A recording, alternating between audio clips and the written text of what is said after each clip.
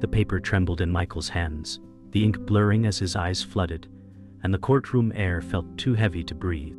The judge's words echoed, "You are free to go," yet each syllable carried the weight of years lost. He thought of the key he kept hidden, a tiny relic from a past home that had long closed its doors. Sarah had stopped writing after his second parole denial, and he wondered if this chance meant anything if she still stayed away. His lawyer whispered, "It's over." But Michael knew it was not over at all. Every stare in the room reminded him of what had been written on his back. Felon, liar, danger. Freedom was no clean slate. It was a mirror that showed every crack.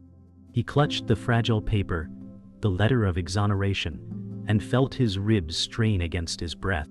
He said to himself, "I walked in a prisoner, but now I carry freedom like glass." Michael stepped into the hallway, each step echoing like a verdict not yet complete. His breath scraped against his throat as if the air outside the courtroom was thinner. He thought of Sarah, her last letter folded too many times, the ink fading to gray. He said quietly, "Would she believe me now?" The marble floor reflected his worn shoes, each scuff a testimony of years walked in circles.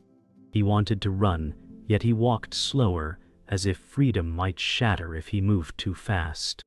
Elaine's hand brushed his shoulder, steady, grounding him. The hallway smelled of polish and stale coffee, familiar and strange all at once. He gripped a letter like a shield, not a gift. His chest ached with the thought of walking free, but never finding her. He whispered, "It's freedom, but not forgiveness." Outside the courthouse, the sky was pale and brittle, like freedom that had waited too long. Michael paused on the steps, cars passing, strangers walking with no glances given. He whispered, "I'm invisible and infamous all at once." A key dug against his thigh in his pocket, pressing like an unanswered question. He thought of the house it once belonged to, the door that no longer existed. Elaine said, "The press will try to find you. Keep your head down, stop." Michael nodded, but his chest thundered with the sound of silence. His name was cleared on paper, yet shadows trailed him like chains. He clutched the paper and closed his eyes, picturing Sarah as a child running toward him in a park long gone. He murmured, "What good is freedom if the people I lost don't see it?" A car idled at the curb, waiting to carry him from one prison to another, the kind without bars, but filled with eyes that never forget. Michael hesitated before stepping down. He thought, every road begins with suspicion. The air smelled faintly of gasoline and rain on asphalt, though no rain had fallen. He opened the back door slowly, Elaine watching closely, her face unreadable. He sat inside. The seat creaked beneath him like it had been waiting. He pressed the key deeper into his pocket, afraid someone might see it. The city stretched ahead, indifferent, pulsing with lives that had moved on without him. He whispered, "I am free, but freedom feels borrowed." The driver said nothing, eyes fixed ahead, leaving silence to do the talking. As the car pulled away, Michael watched the courthouse shrink, its stone walls heavy with memory.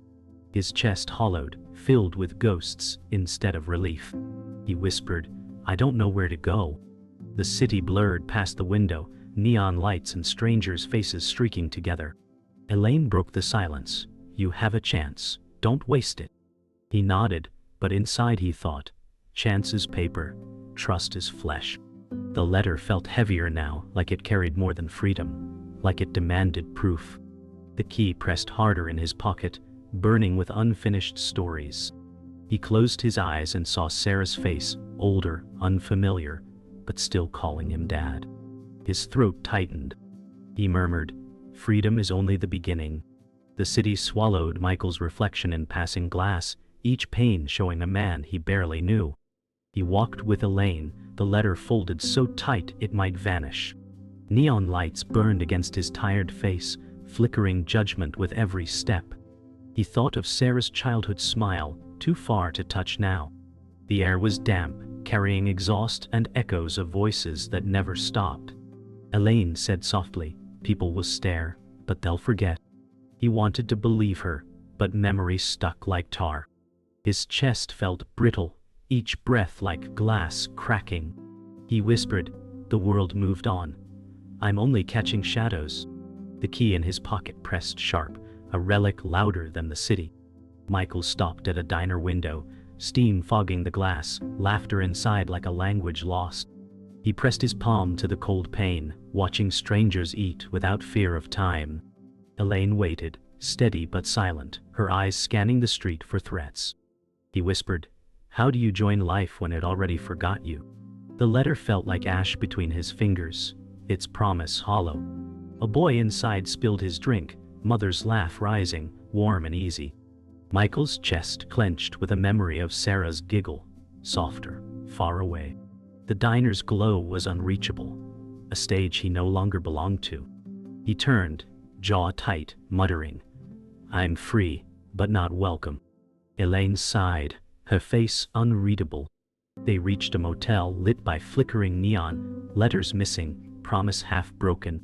Elaine arranged the room quietly, her presence shielding him from silence. Michael sat on the edge of the bed, springs groaning like old bones. He unfolded Sarah's last letter, its creases deep, words faded. Would she still write? He asked, voice raw. Elaine met his eyes, steady, and said, "Maybe she's waiting for your proof, not the papers."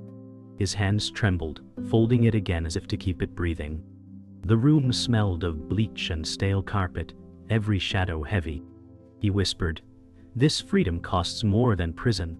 Elaine placed the exoneration letter on the nightstand, a fragile crown he refused to wear. Sleep never came, only the hum of neon and the rhythm of fear. Michael sat at the window, staring at the dark street, each passing car a reminder of eyes still hunting him. He touched the key, its rust biting, an anchor to nowhere. He thought of the house it belonged to, walls gone, door gone, memory still locked. His chest rose in slow, shallow breaths, the silence louder than any gavel. Elaine's voice broke it. "Tomorrow we talk to the press. Choose your words carefully."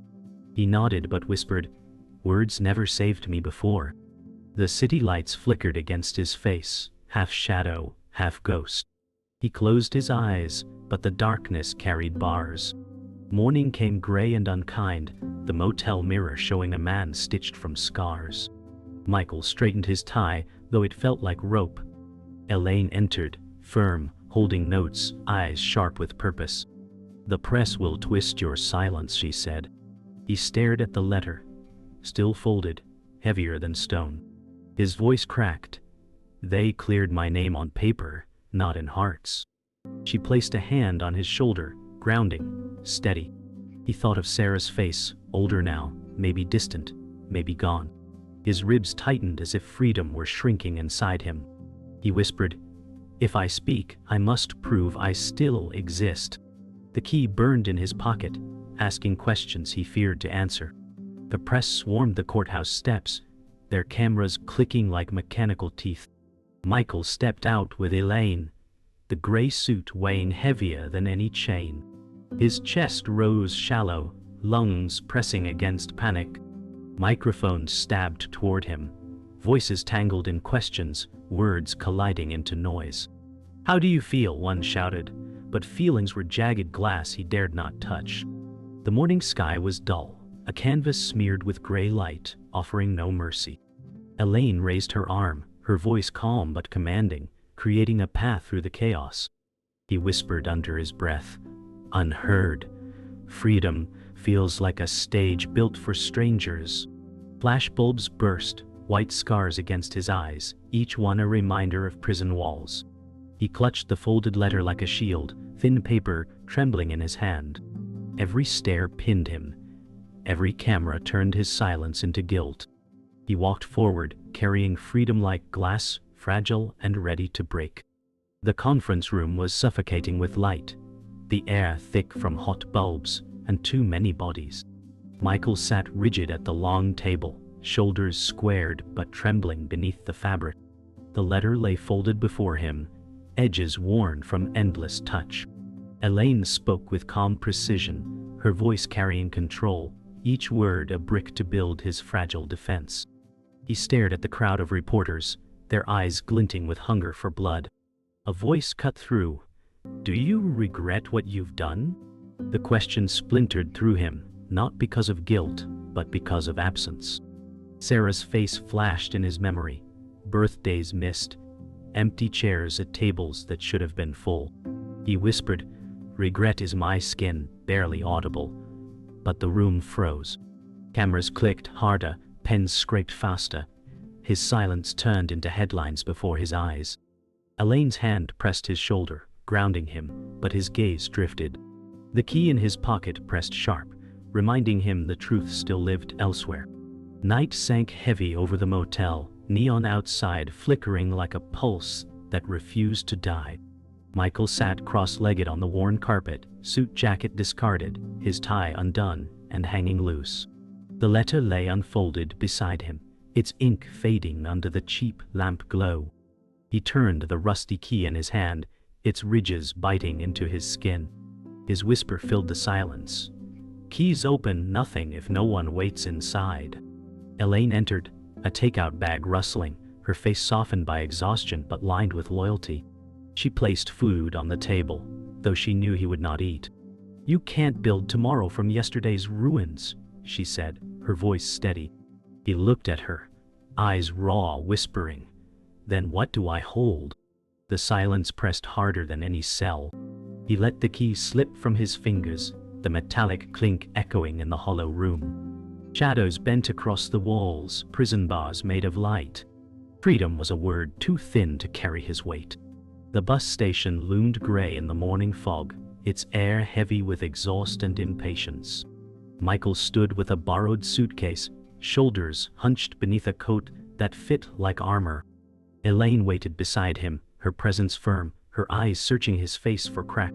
"This road can still be yours," she said, quiet but resolute. He whispered, "It feels borrowed like everything else."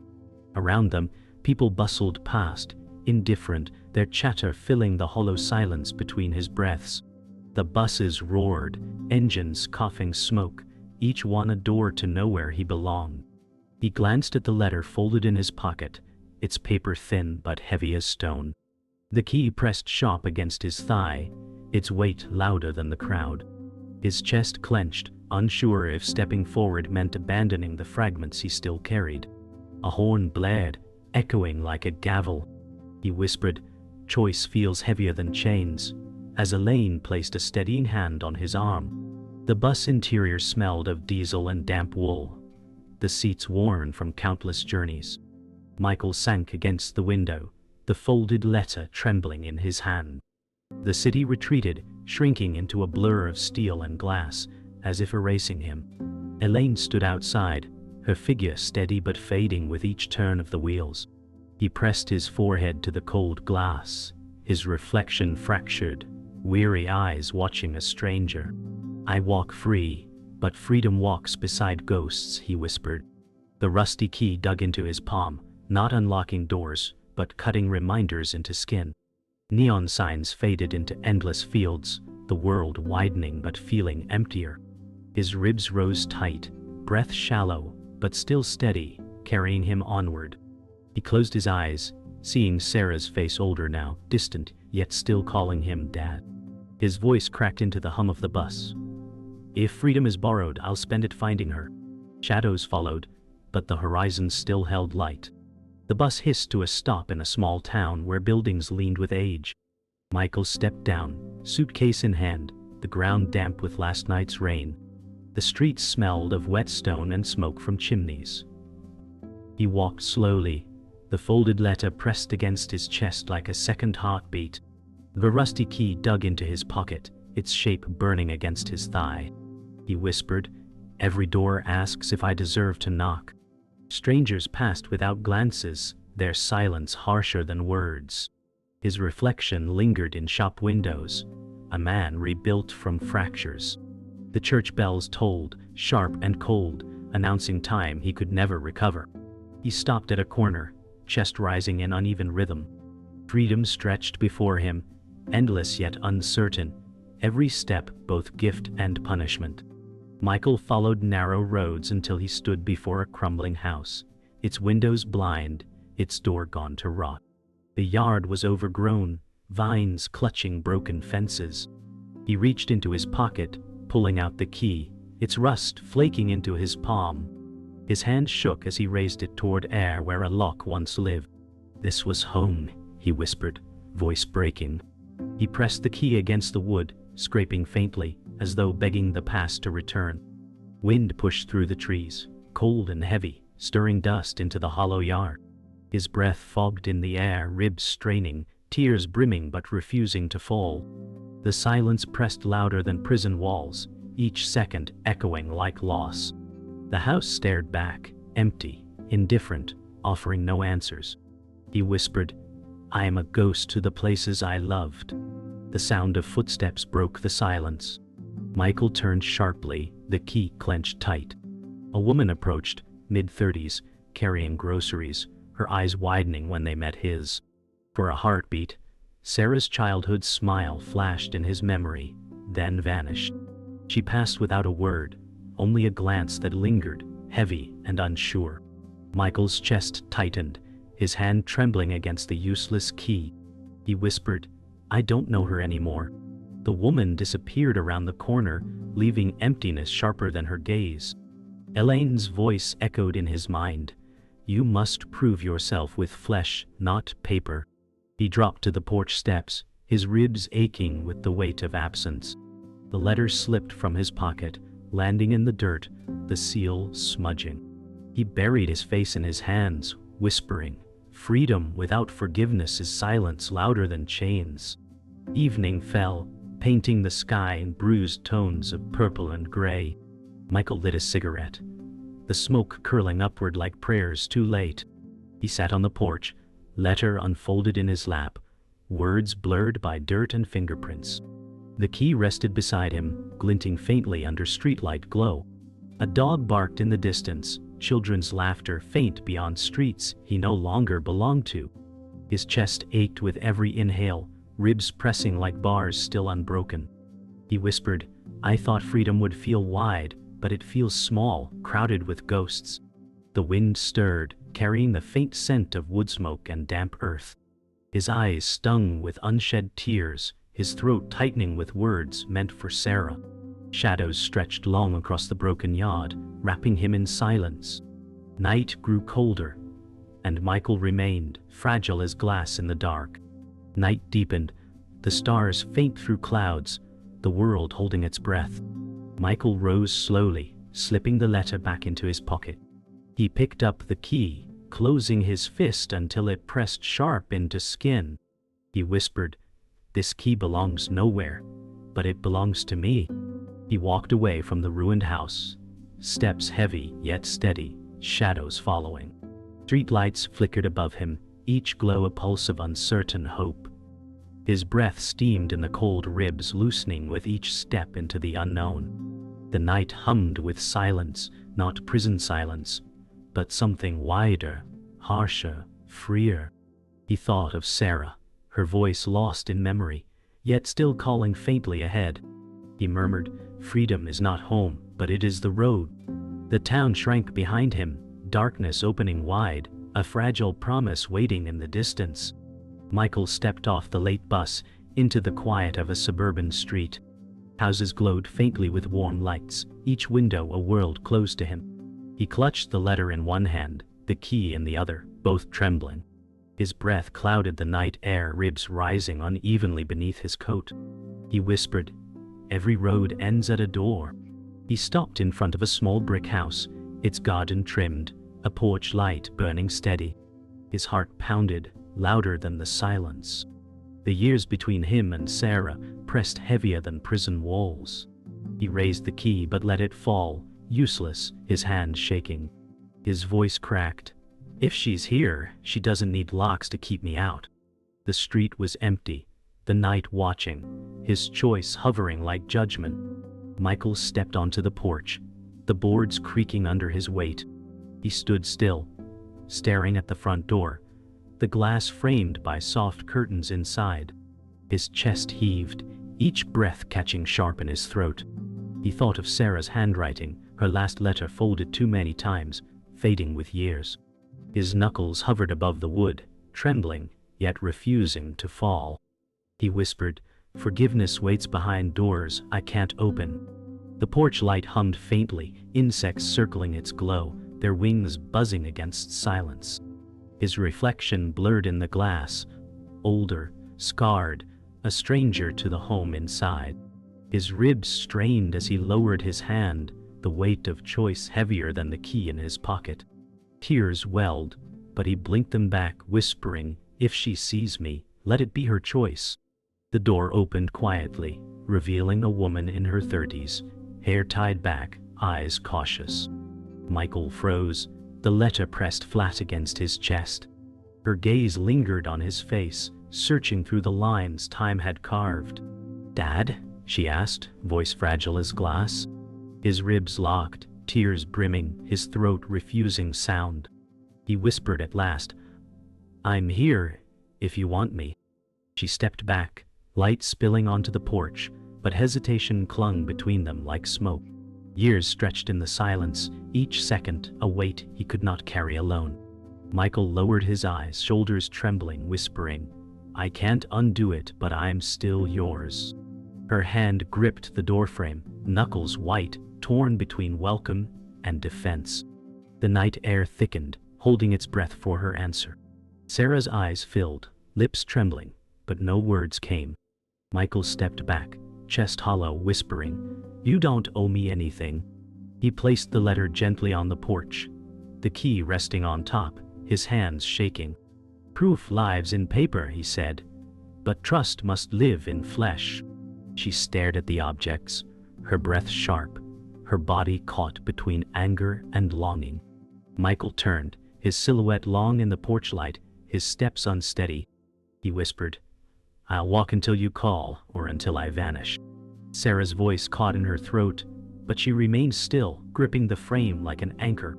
The night thickened, the silence louder than any word. Michael's ribs pressed as though the world were closing in, yet he walked forward, carrying nothing but air. Michael walked down the quiet street, the porch light shrinking behind him. His shadow stretched long across the pavement, fragile but unbroken. His chest rose slow, ribs aching, yet his steps carried steady. He whispered, "Freedom is not forgiveness, but it is the road toward it." The night sky stretched above, faint stars glimmering through clouds, as if distant witnesses. He clenched his empty hand, the absence of key and letter both loss and release. His eyes burned, but a faint curve touched his mouth, a flicker of hope. Behind him, the door remained open, Sarah's silhouette faint against the glow, unmoving yet watching. He murmured, "If she calls, I will come. If not, I will walk." His figure faded into the dark street, carrying freedom like glass, fragile but alive. Dawn crept pale across the small town, washing the streets in thin gold. Michael sat on a bench near the bus stop, coat wrapped tight against the chill. His eyes were hollow yet awake, carrying the weight of a sleepless night. He whispered, "Freedom is patient, forgiveness is not." The folded letter was gone, left behind, but the absence pressed heavier than paper. He turned the rusty key in his palm, its edges biting soft crescents into his skin.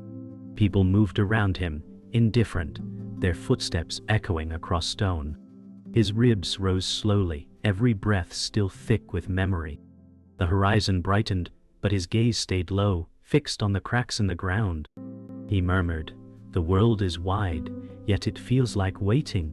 Michael boarded another bus, this one near empty, its vinyl seats cracked and smelling faintly of dust.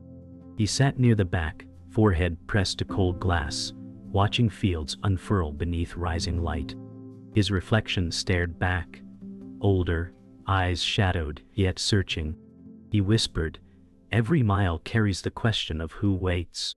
The driver hummed faintly, the road humming louder, carrying him away from yesterday. His chest felt tight, ribs pressing but steadier now, each breath less jagged. The key hung loosely in his hand, no longer burning, just heavy. His eyes closed briefly, Sarah's face flickering, soft and blurred. He whispered, "If I cannot go back, then I will go forward." The The wheels carried him into silence, the road stretching infinite. By midday, Michael stepped off in a different town, its streets quieter, filled with narrow alleys and fading paint.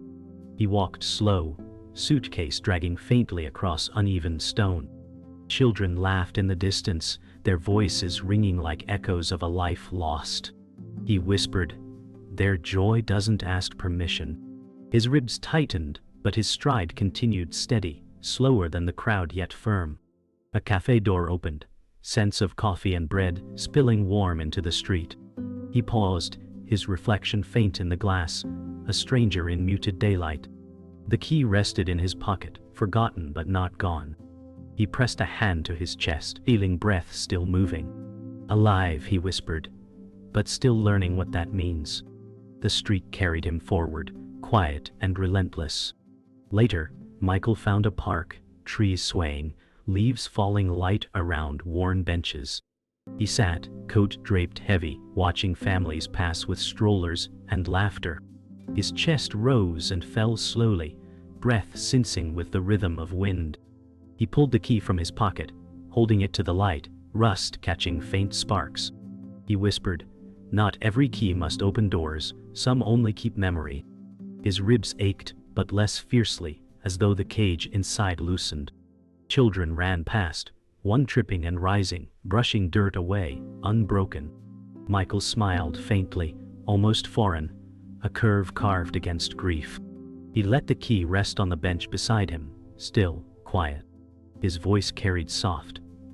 "I'll stop holding breath for ghosts."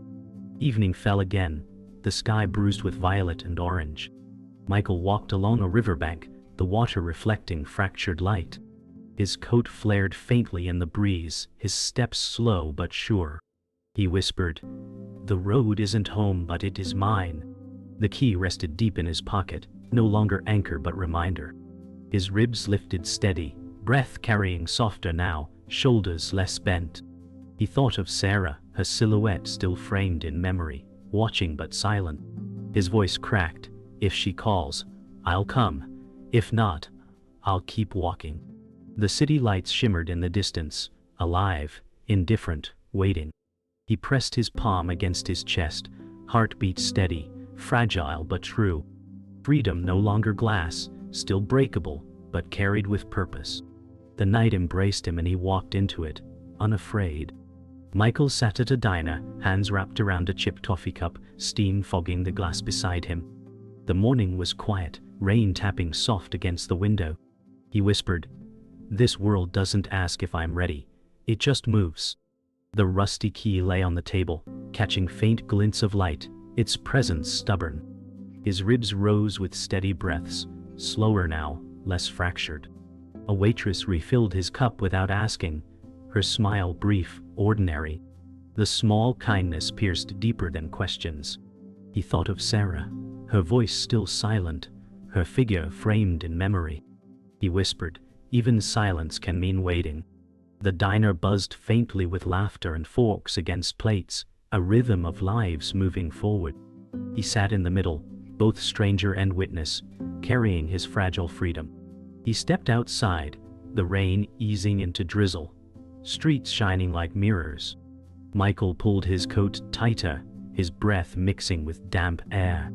Cars passed slowly, their tires hissing on wet pavement. He whispered, "I walk with ghosts, but I keep walking." His ribs felt lighter, each inhale carrying weight, but not breaking. He glanced at the horizon where the town faded into fields, gray sky stretching wide. The key sat heavy in his pocket, no longer a door, just memory. His boots scuffed against puddles, ripples spreading then fading, like traces of a life. He thought of Sarah, her silence still unbroken, yet less sharp in his chest. He murmured, "She may never call, but I'll still be here." The world did not answer, but the drizzle softened into quiet grace.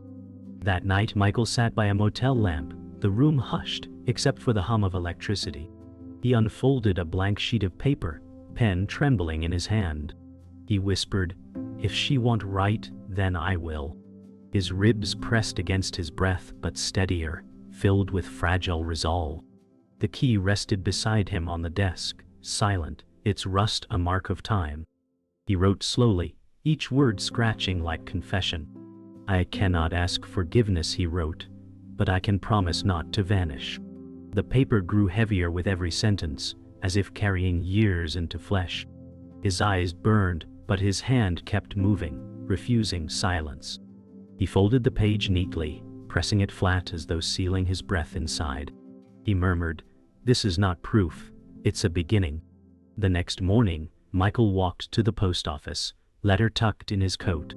The street smelled of wet stone and early bread from bakeries opening. His ribs ached, but his steps were steady, his gaze fixed forward. He whispered, "This is not asking, it is offering."